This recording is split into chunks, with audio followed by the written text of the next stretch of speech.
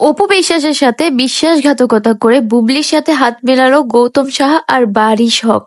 গিরগিটিও এত তাড়াতাড়ি রং বদলায় না, ঠিক যত তাড়াতাড়ি রং বদলায় বারিশ হক।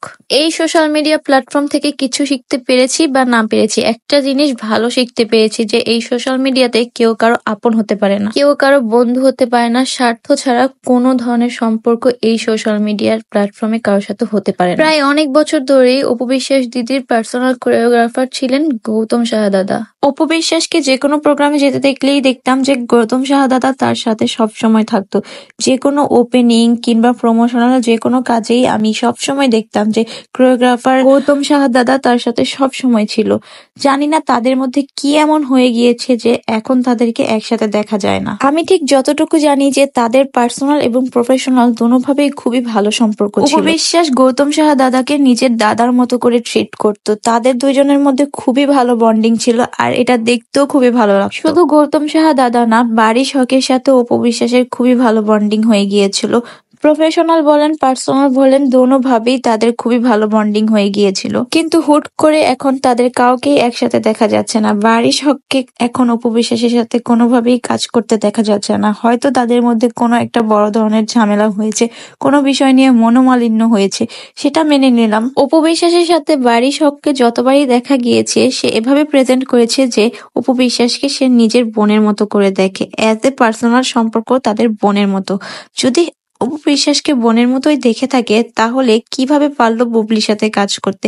আমরা কম বেশি সবাই জানি যে অপু বিশ্বাসের সবচেয়ে বড় শত্রু হলো বুবলি। বুবলির সাথে কাজ করা কোনো ব্র্যান্ডের সাথেও কিন্তু অপু বিশ্বাস তেমন কাজ করে না। বুবলির সাথে যাদেরকে দেখে তাদের সাথেও কিন্তু অপু বিশ্বাস কাজ করে না।